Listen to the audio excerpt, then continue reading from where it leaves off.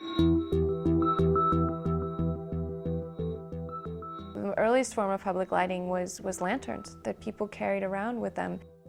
So the lantern was a way of signaling to other people that you were, up to some business that was appropriate for that time of night. And the lantern provided a tiny bit of illumination, but it was really intended to make your presence visible to others. So lighting it plays a very significant role in the history of policing. We used lights for signaling early on.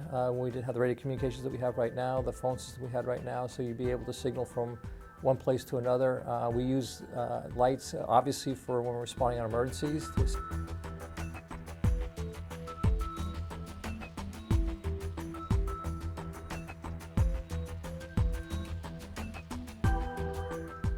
Krzysztof came over, and we sat and thought about how the building could be, how lighting on the outside of the building could be connected to some of our internal systems so that we could more clearly express in real time what was actually going on with emergency services in the city.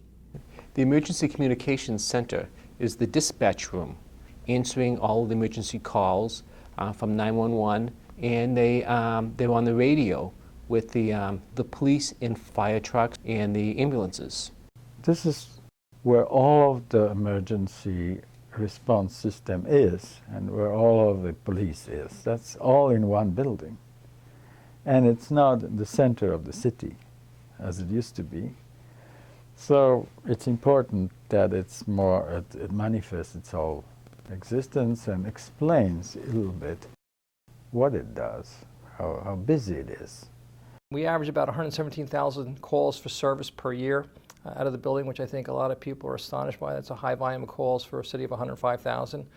And it ranges from everything from very serious crimes to calls for service in terms of providing services to people who are locked out of their cars or parking violations.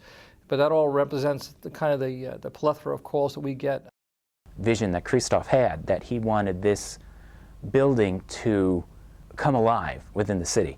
His vision was to show a building that was always active, and when there were specific emergencies going on, to show specific lighting cues that would represent that.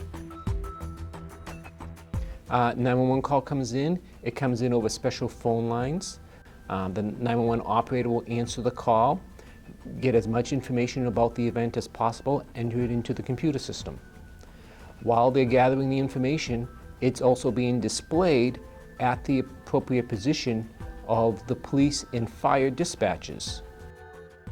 Tied into that system is the lighting system on the front of the building. So when an event happens and the dispatcher determines this is a medical emergency or there's a fire happening, it automatically sends that information to all these other systems, and one of them being the lighting system.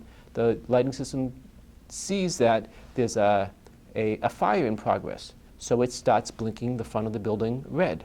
The lighting became a representation of the living and breathing operations of the emergency system.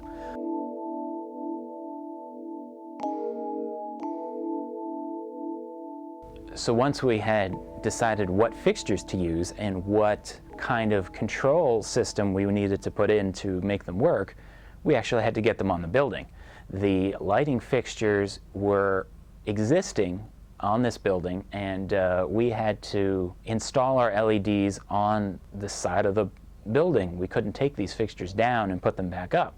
So we had to rent a cherry picker and put our technicians in lifts and actually open these fixtures up, remove the guts of the existing lighting fixture. There were light bulbs and wiring in it. So once we had all of that removed, we could install our LED fixtures inside. The challenge was deciding what was aesthetically pleasing. Okay, how fast should the lights blink? How long should they blink? But these graphs show you, even though there aren't that many calls that last a long time, all it takes is one or two of them to last a couple of hours.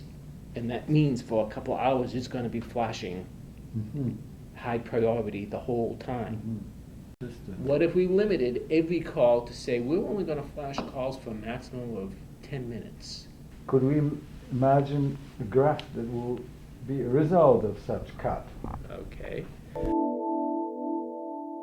It was a challenge to actually tune this instrument. So you have to make a very fine tuning, and that could only happen when we were looking at the whole thing on the street.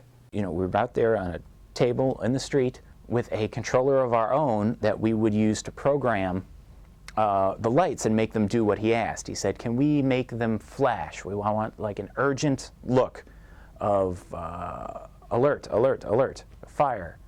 So we did something like that. He looked at it and said, well, that's a little too harsh. Let's make it a little more abstract. So this is some raw footage from the very first programming session. This is when we started to program the breathing blue. It's like our breathing. That means that the building is alive and it's ready to respond.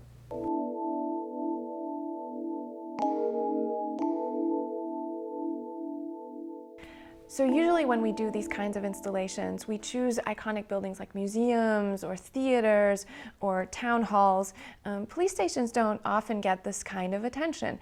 It's getting this public face, this kind of transparent window onto its activity. Even when the staff are arriving to work and they're parking in the area, they are walking up, and if they see the lights flashing, they know it's going to be a busy night, or that it's there's a lot of activity in the community, and we got to get in and get to work. It's a combination between a sense of emergency and also a sense of responsiveness. Not just get out of my way because I'm running to rescue somebody. It's also, yes, don't worry, I am working on it. I'm busy helping you.